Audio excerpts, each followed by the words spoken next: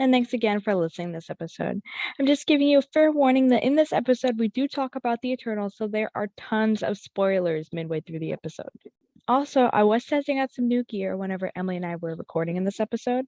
There seemed to be some feedback on Emily's end whenever I would talk. So I'm just giving you a fair warning about that as well. I'm sorry if it bothers you. I'm hoping that whenever I try using the gear again, next episode, that it doesn't happen. Anyway, I hope you guys enjoy the episode. Hello, welcome to the Projection Project. My name is Rain. I'm your super awesome, epic, and cool host. And today I have with me Emily. Hey. How What's do you up, feel about? guys? Oh, geez, I'm so mean. I just cut you off a whole bunch. It's fine. How do you feel about being on the podcast? I've okay. I've not actually been on one since I had to do a project for school, and I feel like I'm going to mess up, but we're here.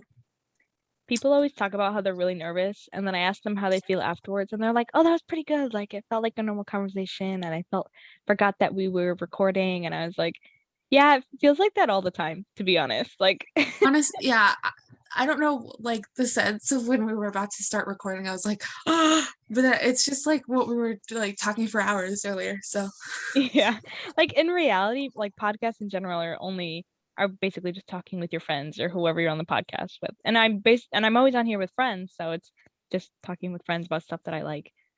yeah. So, as you guys know, it is November, or hopefully whenever you listen to this, it's November, even though November is almost over. So basically, since it's November, this episode is gonna be no nuance November themed. Yep. So basically these are just our hot takes, unpopular opinions, anything kind of like that. All right. So hang on to the ride. I don't know. And if you disagree with us, you can suck it. No, no, just it's totally okay if you disagree with us. This is just what we think about Harry Potter, Marvel, and some shifting takes. Yeah, so you can hold on to your seatbelt for the ride. Yeah. Yeah, let's go. Let's get into it. All right. I'm ready. So first, we're gonna start with Harry Potter. Here's some of our unpopular hot takes about Harry Potter. So would you like to start? I will start. I have to say, um, I hear a lot of other people talking about sorting different characters into different houses, and I completely agree with how unrepresented Hufflepuff and Ravenclaw and how Slytherin is perceived in the books as to be evil.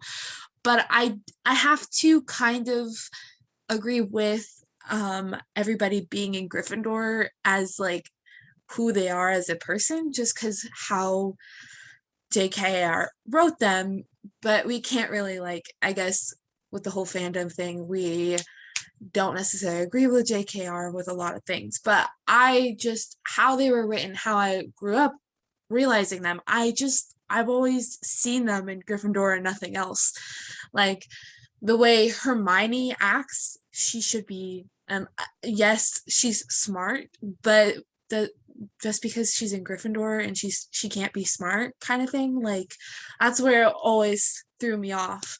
And the whole Harry should have been in Slytherin, that's kind of the whole point, with like he wanted to be in Gryffindor, so that's kind of how his perception became in Gryffindor. And with Ron, I think we all kind of agree with Ron being in Gryffindor. He really kind of just emulates it in some way. And Neville, at the end of the day, I agree that he should be in Gryffindor, because in the end of the day, he really just steps up to be this brave leader in a way, and it really shows his character development in his house and shows how he develops as a person through his house and how he emulates his house. And I think that's pretty cool to see in the books. So that's one of the hot takes I have on that.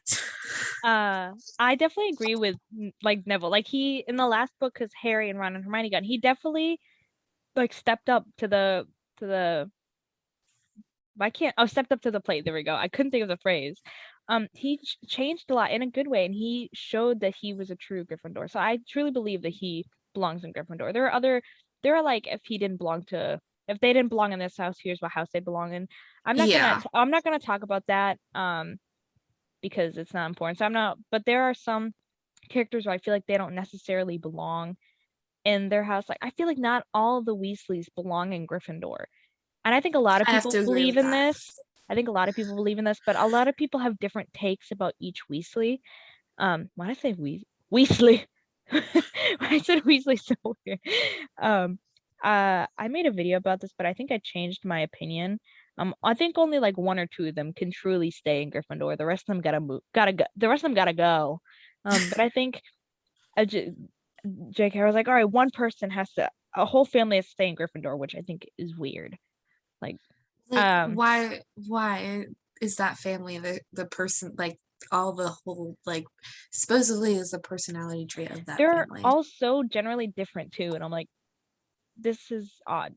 Like, obviously, it's hard too because we don't know those characters' values, but like, it's it just feels like they don't belong there. Like, I know a lot of people talk about how the Weasley twins don't really belong in Gryffindor. I truly do believe that they actually do belong in Gryffindor. Um, but I think they're one of those characters where if they weren't in Gryffindor, here's what house they belong in. They fit in their that category. I think Ginny stays in Gryffindor. Ron, I think if he weren't in Gryffindor, he'd be a Hufflepuff. He's like a good mix of both. He's Um, definitely golden retriever loyalty. He really shows like a loyal true friend he's sometimes. very loyal and Sometimes. he's very trustworthy. He didn't break Harry's trust the whole time he was his friend. And that probably meant a lot to Harry. Um, but and then Bill, oh, I skipped Percy. I think Percy would be a Slytherin. He went after what he wanted and he went against his family, which like it's very ambitious, very determined for what he wanted. Um so otherwise I also do think he could like they fit in Gryffindor in different ways, but I do think Percy belonged in Slytherin. I do think Bill would be in Ravenclaw. Um uh if you were in Gryffindor. And I don't know Charlie well enough, even though I read the books, but they just don't show Charlie that much. But They I think speak about him yeah, they like and sometimes, he's but there very little, but I would say probably just how different he seems from everyone else, probably Ravenclaw as well. The younger siblings are more Gryffindor, I guess. The older ones are not. I But just don't understand how Molly was a Gryffindor.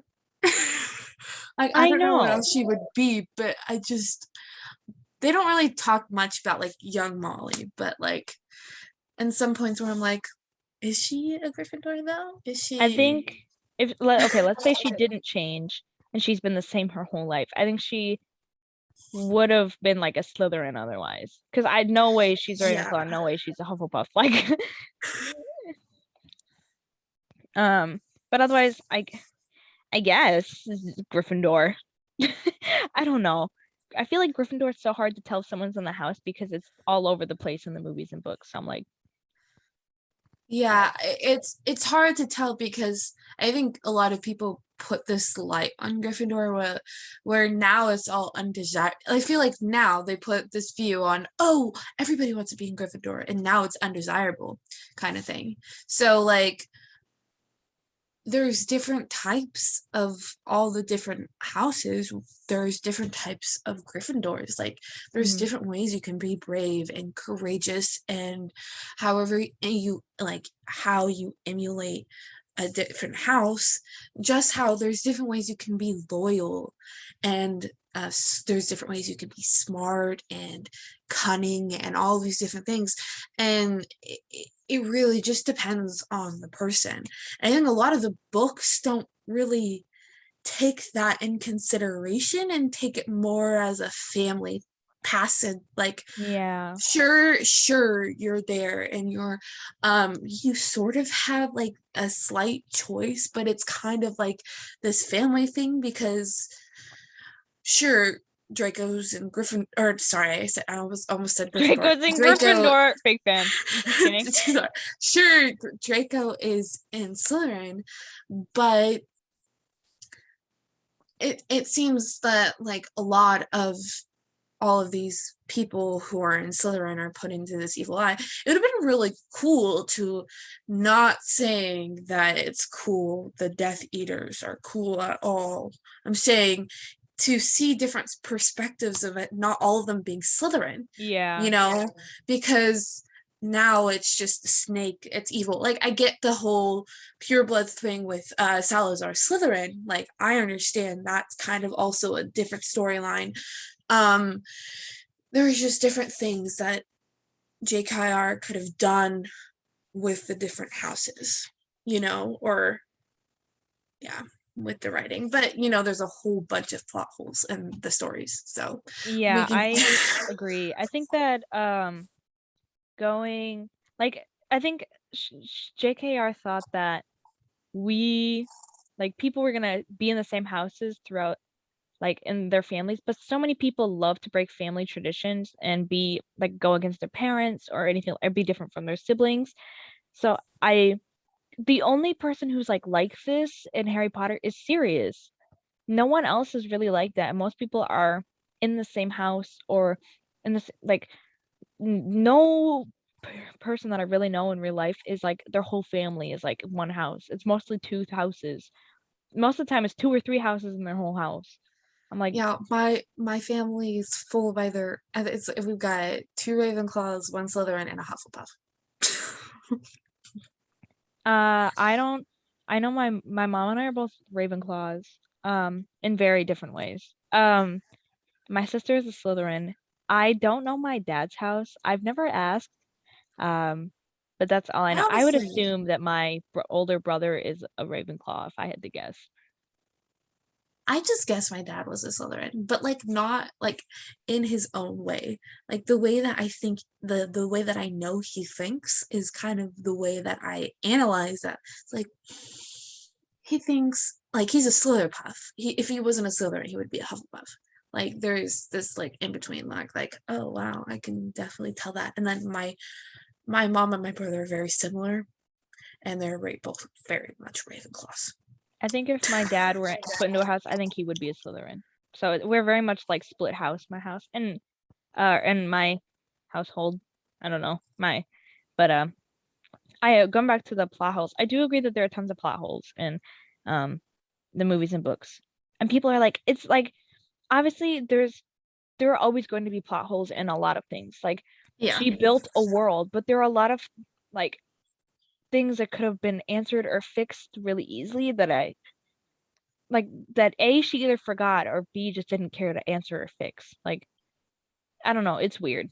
I just think she ignored it because it just touches upon like there's a plot hole in one book that they don't go back to, and why would you address it? Like from that type of standpoint, I would understand. Like it's an old plot hole. It's an old plot hole, whatever. Hmm. But yeah, there always are going to be different plot holes in different universes that people make to and create, which is super cool. And that's the way I think like using our imagination and creating these whole different worlds. And there will be plot holes. There will be things that you can't explain because we don't have it in this universe Hmm. in this point of time. Harry Potter, this might be an unpopular opinion, but I feel like yes, Harry Potter is the way that he is, but it's very much justified in a way because he really just grew up like literally almost under a rock because he grew up with like no social skills. So how do we expect this character to have all these social skills right away? Like we hate on him for hating on Neville, but that's kind of like his love language in a way because that's what he grew up knowing. And like it's not okay, but there's also no one there to teach him that it's not okay. And so I think there's plenty of points, or like, I don't know if JKR went and made a character like that on purpose or wrote it on purpose like that. And if I'm overanalyzing it, or if he's or if Harry Potter is just a jackass. But Um, I But think there are justifications for some of his actions, because you look back at it and you're like, we grow up with a certain amount of love and compassion in your life, and you learn how to deal with people and talk to people, and he didn't get that. And the fact that he even made friends to begin with is like crazy. I think that Harry is one of those cases where he could have, it almost was, almost, but he realized at a certain point, I think, where things were going wrong, where he was almost one of those cases where it was the abused became the abuser. Yes. And I think he realized early on that that's not what he wanted because of certain things he was saying or doing. But I think since he was surrounded by people who were really loving and caring, he became a really good and better person. Yeah. And I really think that, I think Harry Potter, we don't give him enough credit that he's very much traumatized. Yeah, he gets not a lot enough love for being the main character, and I'm like, hello. Low.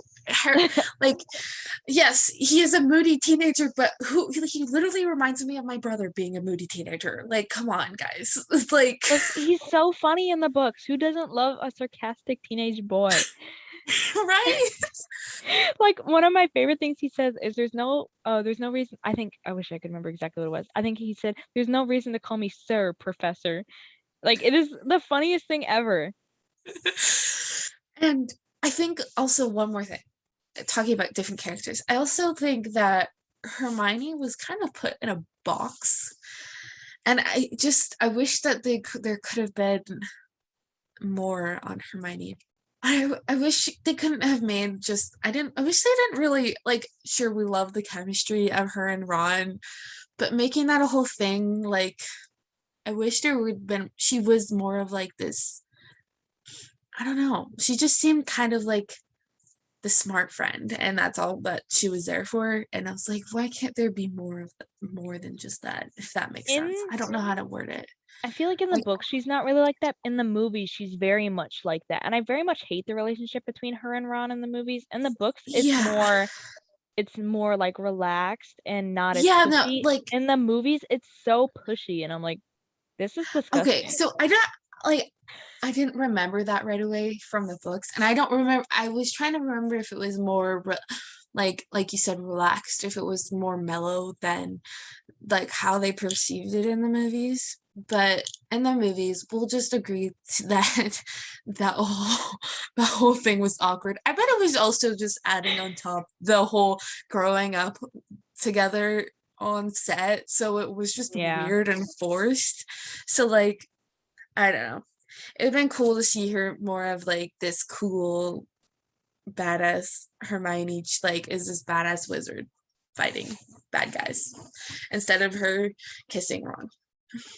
Like, why couldn't they have been fighting the battle more instead of, like, Mhm. I guess that there's like the whole thing, but they could have just like looked at each other and like made googly eyes at each other and like went to fight. Like, we get it. We get it. They've I been think in it's because love people really since, wanted it. I think they yeah, kissed in the books. I don't know. I don't remember that. I think I don't it's because I remember didn't really care either. for Ron and Hermione as a couple, so I'm like, eh. Um, on another, okay, on the last character note, um, Yes. here's where people are gonna say one. I'm gonna say one thing, and people are gonna be like, "Oop, gotta dip." I really like Snape as an anti-hero. I like Snape as okay. I was okay. I like Snape's character, but there are reasons why, and there obviously I'm not a Snape apologist because Snape did really Mm, shitty things. Like you don't need to hit kids with books, like, and you don't need to terrorize people. Like, why would you do that? And why did you join the dark side in the first place? And like, and obviously he only joined the order for Lily. Like, why? But he was a good anti-hero. He was like in the writing portion. He was really only doing things to benefit himself, or to benefit himself, which is what anti-heroes do. yeah. And that's why I thought he was generally written as a good anti-hero. But as a character, I have mixed feelings because he does really shitty things, but also some of the things he says or does is kind of funny, just in my opinion. Because I'm an asshat. You just look at the behavior he does, and you're like, what? What? like goes back to the I haven't stolen anything. Because like he, I think I said this in an episode, or maybe I had this conversation with someone after an episode about how Snape really doesn't like Hermione. And for anyone who doesn't know, I really don't like Hermione at all. Like books, movies, period, blank bag, period. Um, I think Hermione is really annoying. And basically, Snape also really hates Hermione. So he thinks Hermione is a know-it-all. Well, basically, he says it in the third one that he thinks that she's a know-it-all. But it's really annoying. Like if I knew someone like Hermione in real life, I think I would off myself. Like people like that are so annoying. Like know-it-alls, and like they always generally rub it in your face. And I'm glad that there are teachers who find that shit annoying. See, like I think I'm a Hermione sympathizer a little bit because like, yes, I find that annoying, but I know I've also grew up with like many of people like that, so I've grown to get used to it. But Hermione is definitely my mom is a Hermione type. Sorry, I just had to say that. Um she is definitely making up for her not growing up and knowing that. I mean, Harry didn't know he was a wizard, but like also being muggle born, like I feel like she's compensating for that and by knowing all of it and studying all of it, which I could understand to a certain point of view, but then there is definitely that point where it's like too much. But for a little kid or like for that age, it definitely makes sense because you're so insecure, and when that insecurity, you have to prove yourself worthy, and that's why I sympathize with her. But not like dismissing that her behavior is like definitely irritating. 'Cause if like as a classmate, it's really annoying. Yeah. But I obviously like I get what you mean, but I know like if she were, let's say she wasn't a wizard, um, she would definitely be like that still. Yeah, I think it's just her you know what? personality. That's true. I think the only reason why I sympathize with it is because of that, but you never know. I don't understand it because I'm not good at studying and being a good student, so there's that.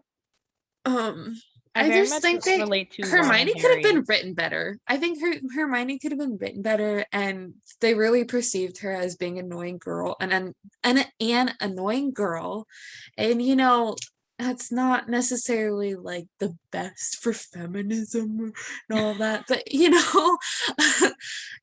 that could be said, and I've definitely also been one of those annoying girls or annoying friends to tag along.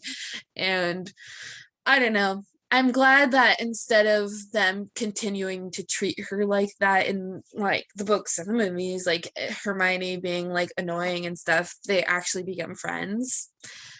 And I'm glad Hermione made friends. I very much relate to Ron and Harry, how they kind of like ran like either they would procrastinate one and two, like and homework that they actually knew, like they would actually do it. But any homework that they didn't care about, they would just write random answers. They did that once for their divination homework, and then Trelawney like loved it. It was the funniest shit ever. Um, um, that I is love canon, by that. the way. Um, anyway, so moving on to, oh, are you done? Yes, that's fine. Okay. Yes. To hot take, kind of a mix of Harry Potter and Marvel. Um, I I think this is something that just really bothers me. Um, is that people who like, if you say like, that you don't really like a character, and then people get so mad at you, or like, and it doesn't really matter like why you don't like them. I feel like it's your opinion. Like your opinion's not gonna change if I don't like if I say I don't like Hermione, like nothing's gonna change that I don't like Hermione unless JKR rewrote the Harry Potter books. I'm like, wow, I like her better now. Like, no, I just find Hermione very irritating and annoying. Yeah. I would have to agree with that. Like, or on the opposite end, where people are gatekeeping of characters. I'm like, Yes. where I'm like, I say, or it's something like on the lines of like, I like this character and I also like this, or I simp for this character, but I also simp for this character. Like, you can't do that. I'm like, what do you mean? You're like, well, if you simp for this character, it must mean that you simp for this character. It's like, no, no. I was like, that's not how that works. You're not me. Kind of was like, you're not the person finding that person attractive. Like, what? And like the same people who are like, where I'm like, oh, well, I think this person, insert this name, is the strongest Avenger, and then instantly sparks an argument. Or well, people will make an edit about someone, and then randomly a comment will say, this person is the strongest Avenger, and then comments go wild, and I'm like, what the fuck? This edit is about Captain Marvel, and people are talking about Wanda. Like, what? I was like, okay. It's weird. Can people just let edits be? Like, people are gonna have their opinions. Nothing is gonna change people's opinions until, like, even though people like Kevin Feige has stated that Wanda is clearly the strongest and stuff like that. In the MCU comics, like, and MCU are different. Like, it's, I don't know, stuff like that is so irritating. I don't know. I can't stand the strongest Avenger argument anymore. I'm like, this shit is so irritating.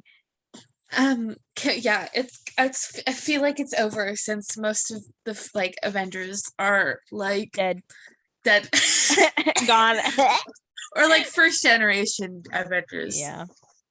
The only one who's not dead, oh wait, no, Hulk and Thor are still there. But Thor's last movie is coming out, so I'm so excited. I love all the Thor movies. and then Bruce is gonna be in She-Hulk. We stand Bruce Banner in this house. I'm the same. Bruce Banner. If you're an INTP stand up, you're the best. I can't stand up, but I'm sitting. ENFP over here, but you know. Wait, what are you? ENFP, me and Peter Parker sitting over here. Me and a Bruce Banner over here. and MJ and Natalie Portman's character, who does she play? Actually, I think Tony Stark is also, or maybe it's just Robert Downey Jr. It's either one of those are also an ENFP. Tony Stark is an ENTP. So it's probably Robert Downey Jr. then. Oh, and then the Hank Pym is an INTP, and there are a lot of basically all the smart characters in Marvel are INTP because I hate that stereotype because I'm a dumb as shit INTP. So I'm like, why? Why heart emoji? Anyway. Do you want me to see this see the spoilers for Eternals? So oh yeah, okay, spoilers for Eternals in 3. I would suggest, okay, not psych, that countdown was a lie. I would suggest skipping a little bit until later. Yes, skipping a hot minute, not minute, but skipping a minute. But anyway, Eternal spoilers in 3, 2, 1. Okay, so one of my hot takes is they did Icarus and Circe's like love, like they made it, I feel like they made it intentionally like really awkward. I feel like they did weird. That intentionally. Like weird. Like I had so many questions. Like from the moment that they met, like there was some, because I feel like they made it so that they just built up this weird tension, and I feel like they could have done it better, sure, but there's a reason why. And because of this, and I think internally because of all this weird Circe drama is the reason why everybody, like, yes, of course we hate Icarus because of the shit that he does, but I have to say the way that they just turned on their mission so fast because of humans, like, I guess, but like the way that they just did not, like, wait, what? You guys are like beings, like you guys are immortal beings, and you, like, sure, we're like humans are different, but how did you guys just make that decision so fast? Well, like, I think Ajax was probably Ajax was probably thinking about it for a while, and also maybe humans have lasted longer than other places, Because Okay, it yeah. was 7,000 years, right? So, and that's a long time, but obviously other planets time works differently. So maybe it just for them it was longer, but obviously all the other Eternals, I think except for Ajax, their memories are wiped. So I feel like there's a bunch of plot holes in that movie, there but is like, okay, the one question, why did Icarus leave Cersei for so long? That question was never fucking answered. so And they talked the about it so many times.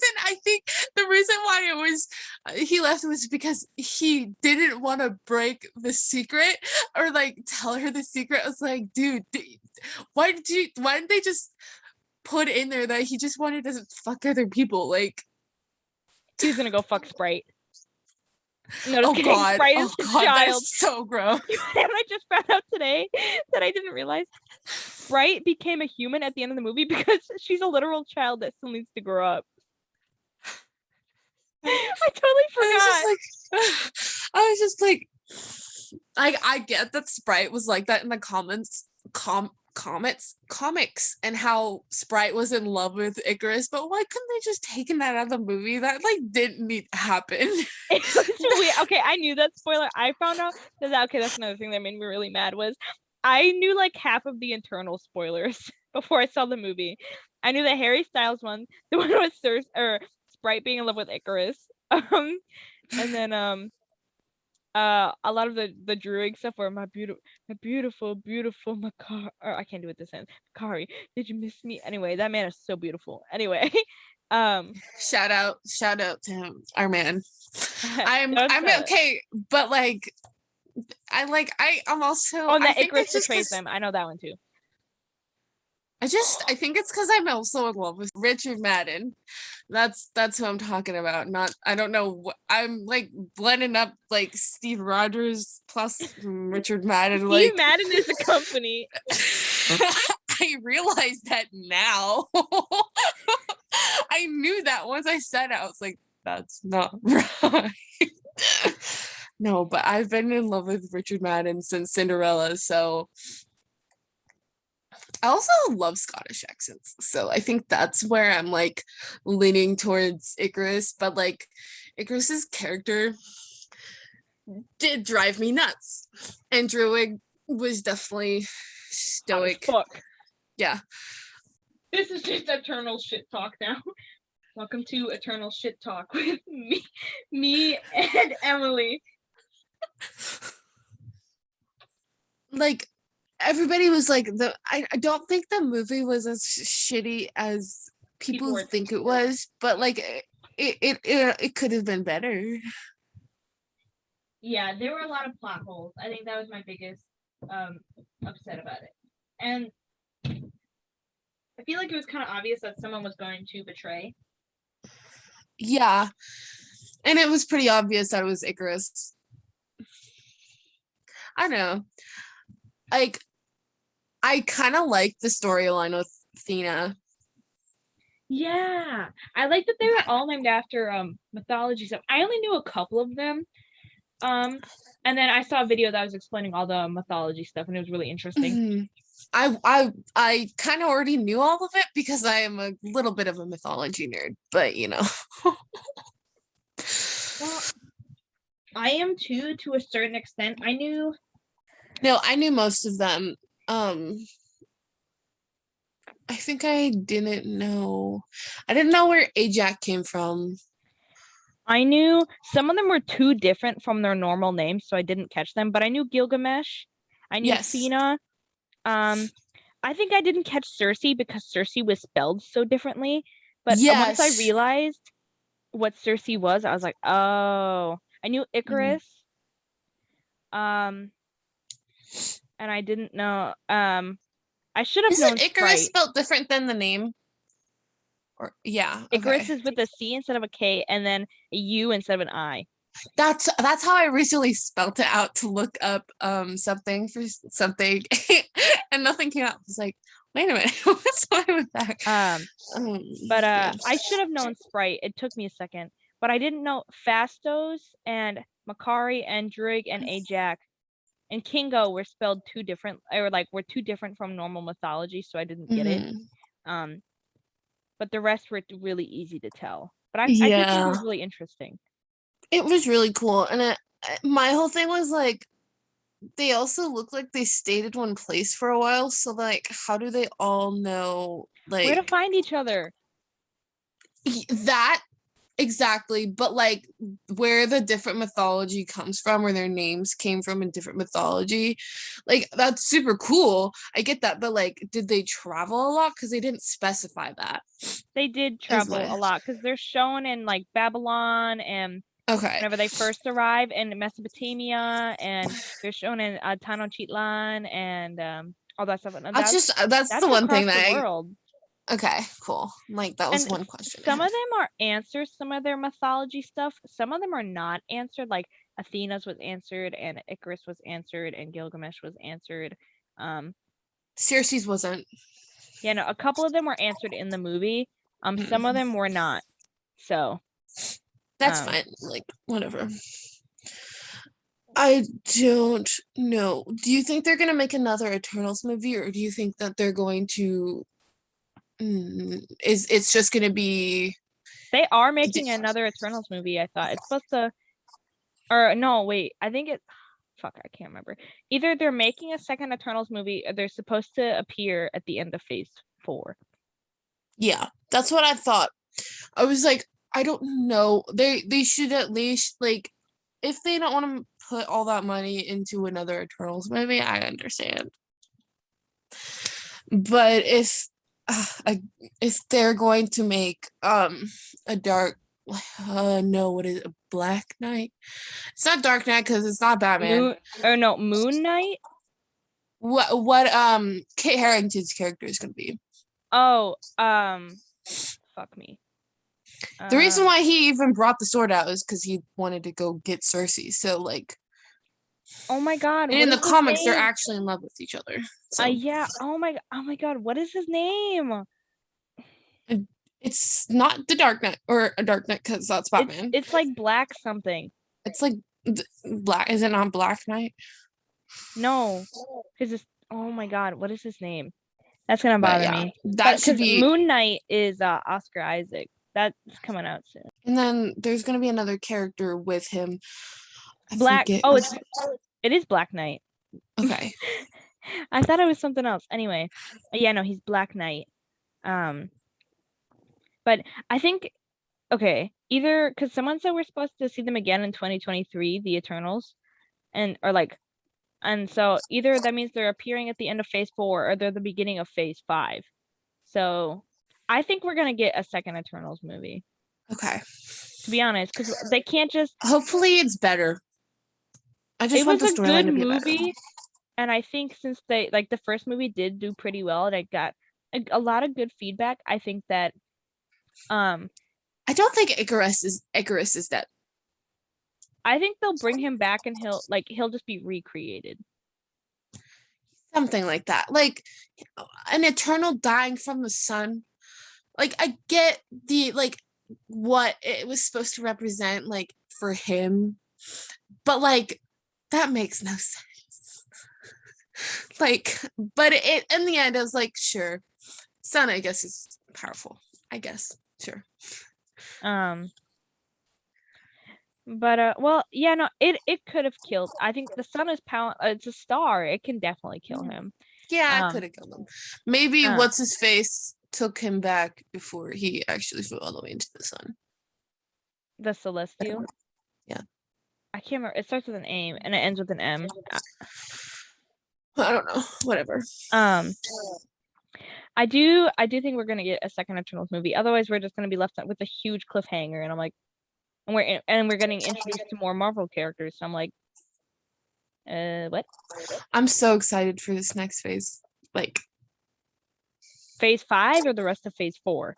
The rest of phase 4. Like I'm so excited. Yeah, I still haven't seen the rest of the Hawkeye show. Then we have the Hawkeye show, and then we have the next Spider-Man movie, that's coming out next month. Do you think Andrew and Toby are gonna appear? I'm very excited. What? Do you think Andrew and Toby are gonna appear? I do think so. But I feel bad for Andrew because literally everybody keeps asking about him about it, like, are you gonna be in the new Spider-Man movie? Like literally when he was being interviewed for TikTok. I know. That's because everyone wants to Like, know. I'm like, dude, don't you know? Like, it's a secret. And they want to see if they'll spill. Yeah. Yeah, no. Like, it would be excited to know, but if it's just all the villains from their movies, I wouldn't be disappointed either. So I still think it'll be a good movie. It's a Spider-Man movie. yeah, I'm it's a actually not a Spider-Man huge movie. fan of Spider-Man, but I am excited Do to you see it. do you think Venom is gonna be in the movie? Okay, I think if the 3 Spider-Mans aren't in it, Venom will be in it. But I think if the 3 Spider-Mans are in it, then Venom won't be in it.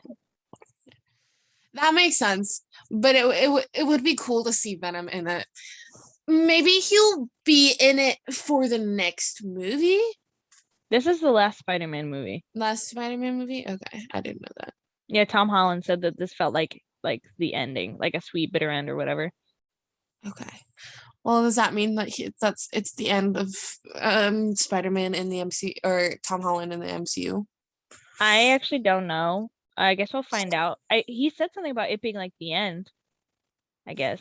But like we're getting Spider-Man freshman year. I feel like I literally don't want more of like Peter Parker. I would like Miles Morales, please. I don't want Peter Parker anymore. I would like other Spider characters, please. I'm so sick of Peter Parker, to be honest. Hot take. Because we kind of avoided hot takes for a hot second. I'm really sick of Peter Parker. I would love to have other characters like Miles Morales, like Gwen Stacy, Silk, like stuff like and Spider-Woman, other characters like them because they're interesting. Obviously, Yeah, I would Peter have Parker to is agree. interesting, If we're introducing like the new characters such as Kate Bishop, that would definitely be a good leading point to a different Spider-Man.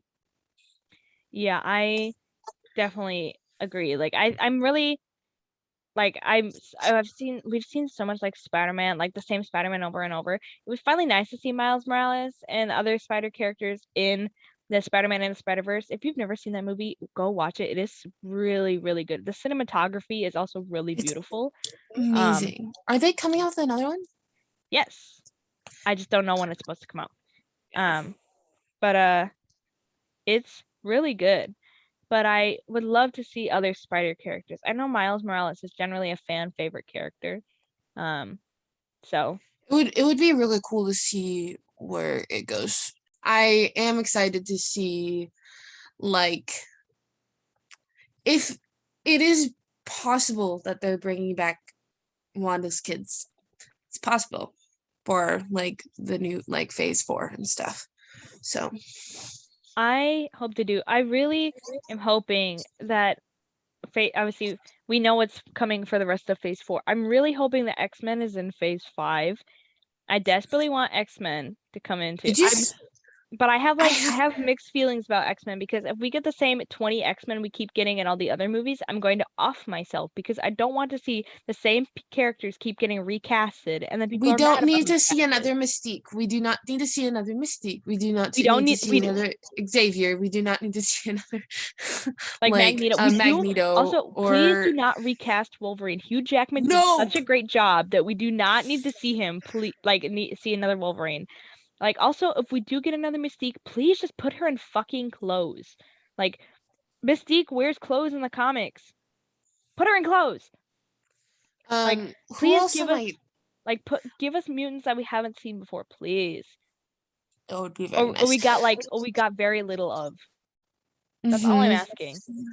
I would love to see other ones or bringing in the have you seen, I don't know if I don't think it's a part of Marvel through Disney, but it was like the New Mutants movie. Yeah, I heard it was like terrible and I heard it was not it worth wasn't watching. great because it just was jumbled. Like you didn't know what was going on, you didn't know what was happening most of the movie, like you didn't know where they were coming from or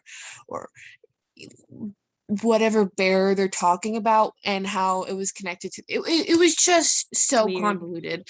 And I really liked the idea of like making something like like that, like through the comments, like comics, like how that was a thriller, how that was like super cool, how they tried to turn that into a movie.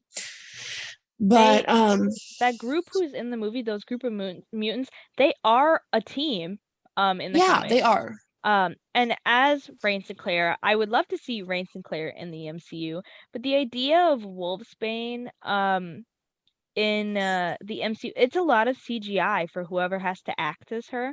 That's a lot Yeah. of, because Wolfsbane is obviously a human, but I was also like, she can be a wolf, like, so it's like it's a lot of like Twilight, and then she could also be like a wolf, like a humanoid wolf, like, you know, like that shitty editing in Harry Potter. Imagine like 10 times better. They can't make her look like shit. Like, so if they do put Rain Sinclair in the X-Men, the CGI and editing has to be really good. That's the only downside, is that acting with that is probably going to be hard as shit if they cast someone as Rain Sinclair. It would be So, really cool because, oh my gosh, I'm blanking on her name. The one who originally played her in the movie that I just saw. oh, that, I know who you're talking about, the Game of Thrones girl. Yes.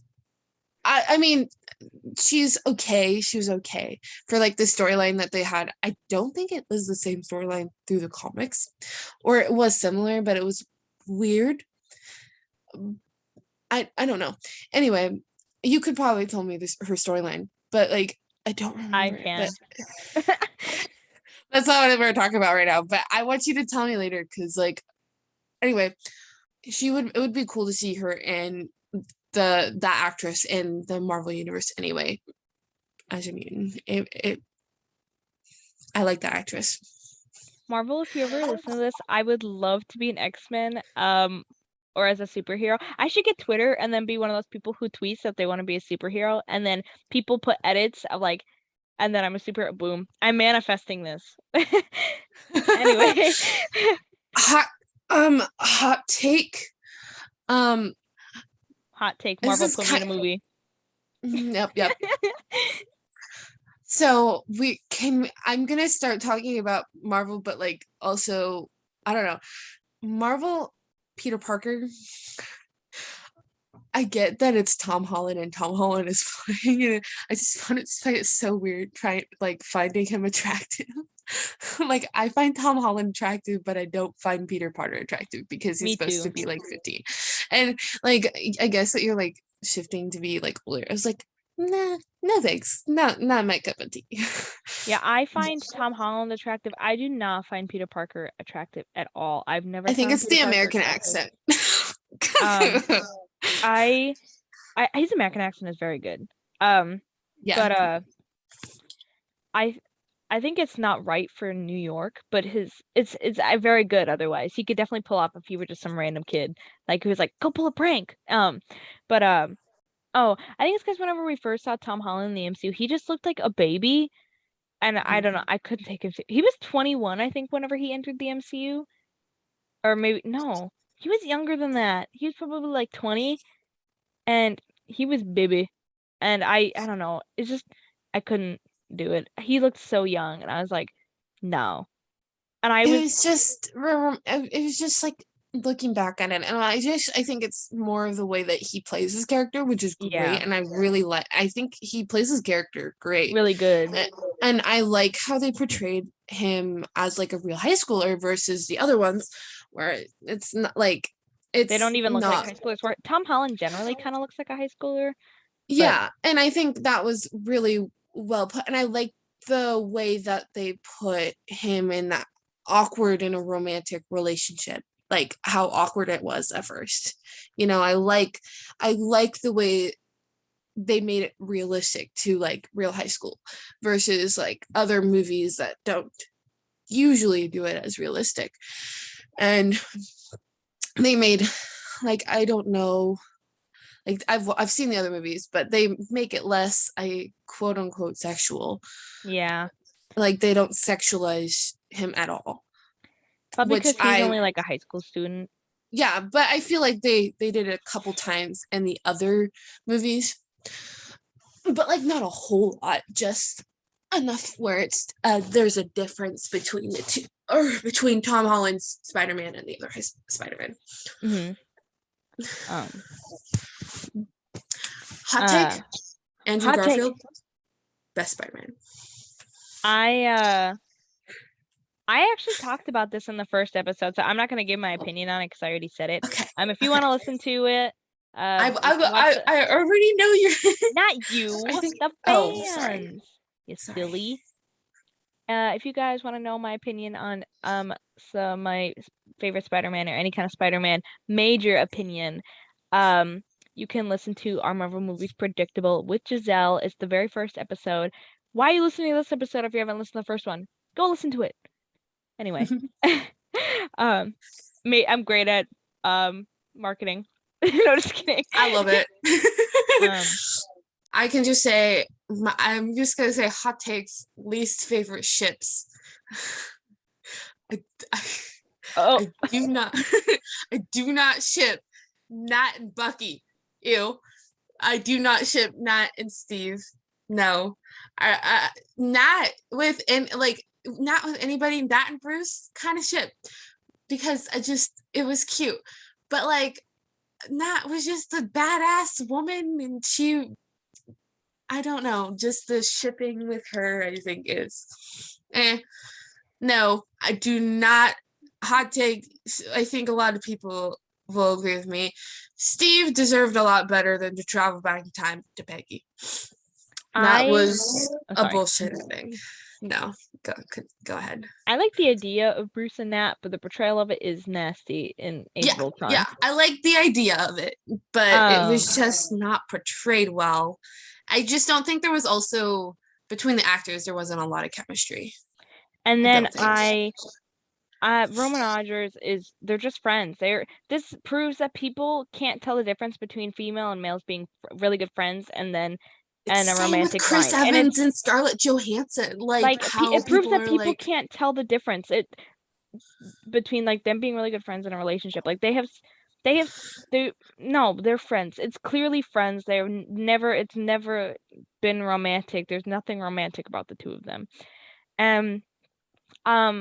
Like I see why people ship them, but I'm really not for it. They are such good friends. So yeah, and then I like comic Bucky and Nat, but I don't like MCU Bucky and Nat. Oh, comic. Okay, yeah, comic. Yeah, I have to agree with that. I have to agree with that. Yeah, no, because anyway, the way that people portray like from the comics Nat and like make fan art between like Marvel's Bucky and Nat looking instead of like sticking with the comic books was where I was getting like, okay. But other than that, like it's fine. Like you can have your ships. Like going back to Harry Potter, there's a lot of them that I do not agree with 100%. Same with Marvel. I think, and we should go into shifting now. Yeah. So I have a lot of shifting hot takes, but obviously I've talked about a lot of them on my account over time. I'm not going to talk about all of them on this episode because obviously we're towards the end of the episode, so I don't have a lot of time in the world. But a lot of them are really obvious. Like, don't do stuff. Like, don't do stuff. Heart emoji. Just kidding. But like, don't like people who script traumatic stuff for fun. Like we talked about scripting, or Sydney and I talked about scripting traumatic events in the third episode. Go ahead and watch it. Is scripting traumatic events even worth it? We talk about it more in depth, but why do people do this for fun? That is the worst idea I've ever heard. It's for spice. No, it's for trauma, you dumbass. You're gonna ruin your life if you do it. You're just asking for thinking about this for days and days and days on end, and you're going to regret it once you experience it or have those memories in your mind. Yeah. Hot take, do not force shifting on yourself. And hot take, it's not a chore.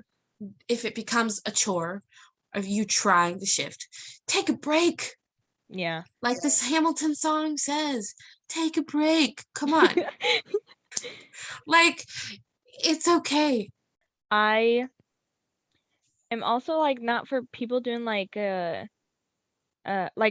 okay, this is like a huge debate. Obviously, like anything you script or do, like we can't stop you. It's your own DR. Like you can do whatever you want. This is generally just our opinion, reminding you for the 20th time. You can get as mad as us as you want, like as you want.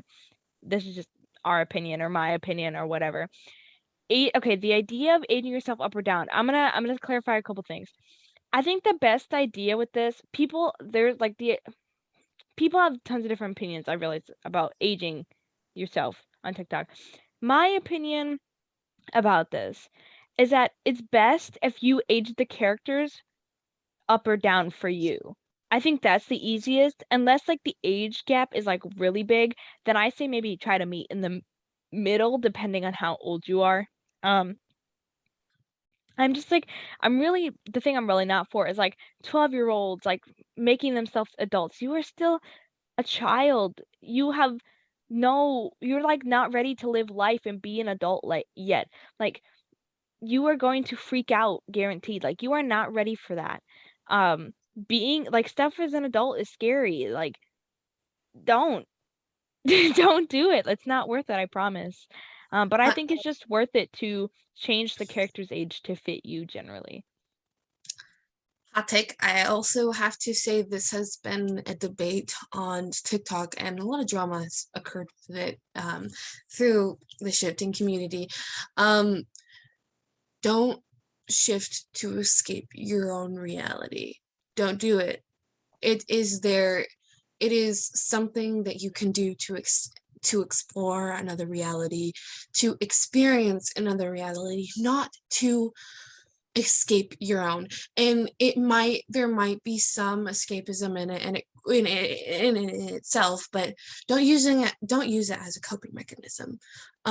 It's not healthy, and you're really putting this weight onto shifting, and it could be one of the reasons why you're not shifting, because you're putting such this weight on it that you need this escape. And I've been finding that out for myself, and I know that I've been like unintentionally doing that. And it's your own spiritual experience, and you have to find inner peace a little bit more before you shift fully.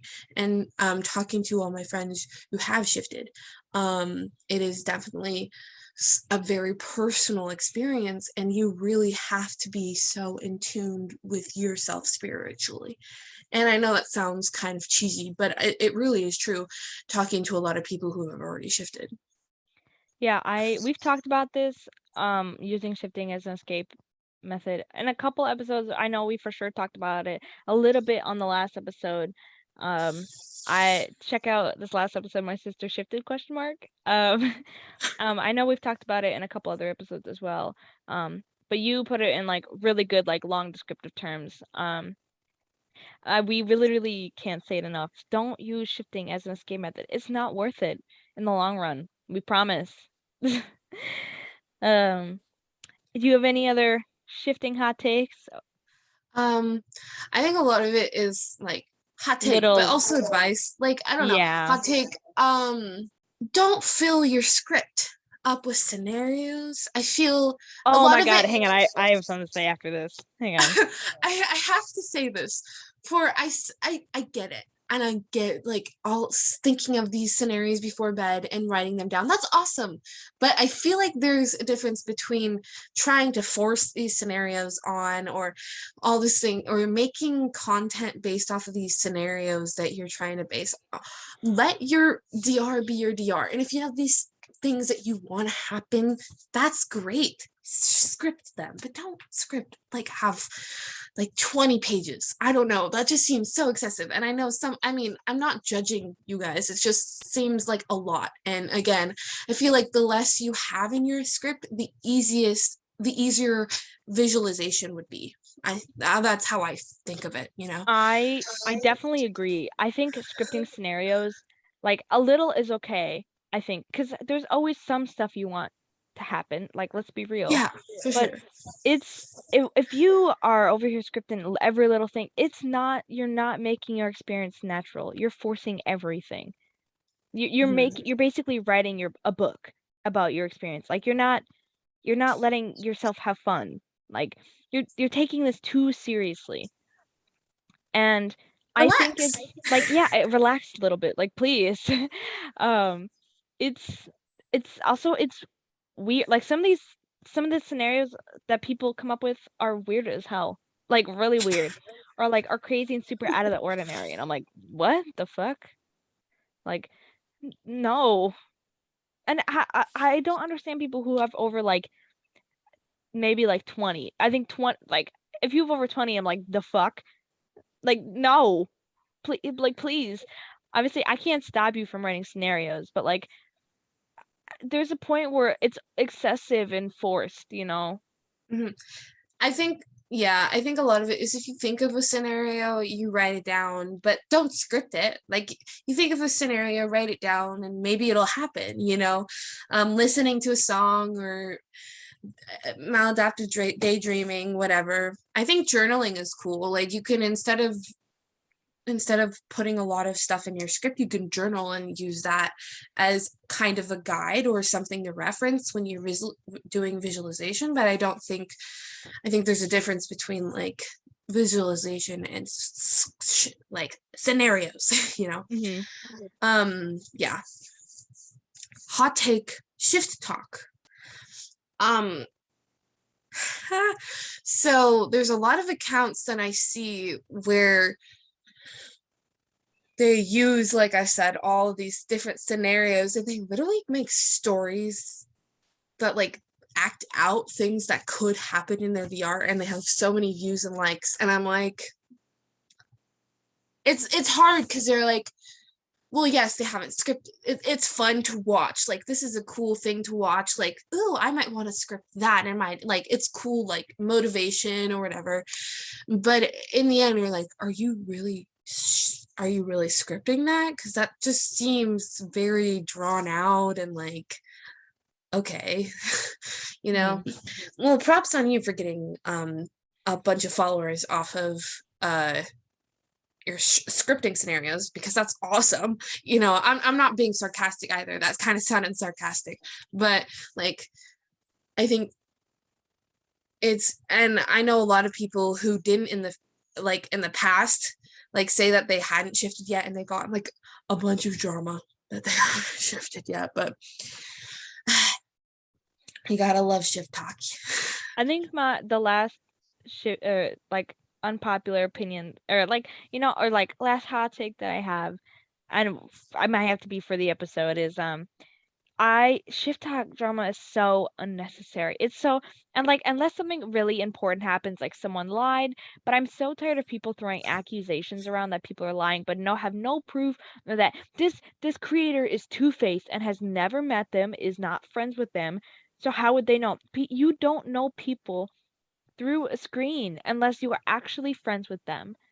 Like even Emily and I right now, I kind of know her. I don't really know her because Yeah. she lives multiple states away, and I met her a couple months ago, but but we really don't know our creators, or people like our content creators.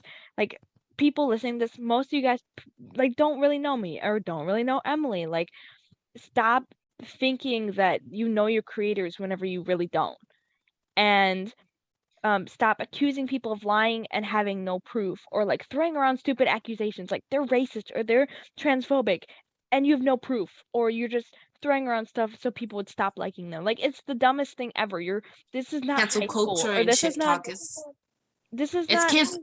like this is not a playground. This is not high school anymore. Like, even though a lot of you guys are in high school or middle school or whatever, like, this is ridiculous. Like, you guys Social are just media is real life. like Social media is real life, so if it you guys stays just online. love eating drama, then go like have fun at school or something. Like, this is stupid. Anyway, now that I'm done talking about that.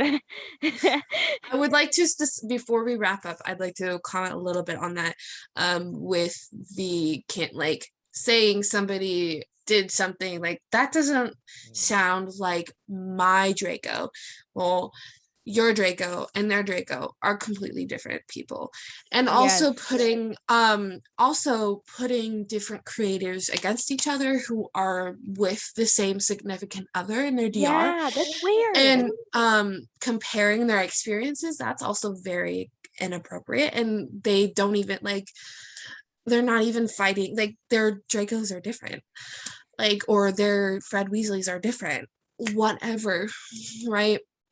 I think a lot of different things. I'm not a lot on shifttok for Marvel, so I don't know how the drama is there or what is going on Not there. as bad as Harry Potter. Okay. But I do have to say that for a lot of people, you can't say what is real and what's not, even if you think it's fake. You can address, or you can have questions. Ask your questions. A lot of creators are like willing to answer your questions, and if something doesn't make sense, they would more than be willing to answer your question, but you have to ask it respectfully.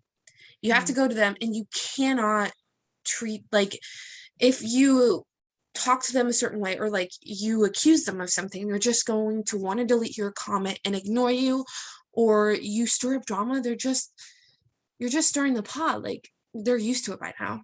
They're used to it by now, and you're just one of the several people. If you have a question, something, bring it up respectfully, and start realizing that when you're on social media, you need to start acting like an adult, because it's a lot of social media is made for adults. So I think that's the last thing I had to say. So yeah, that's a good thought. I was gonna ask you any last thoughts, but no, that was a perfect last thought.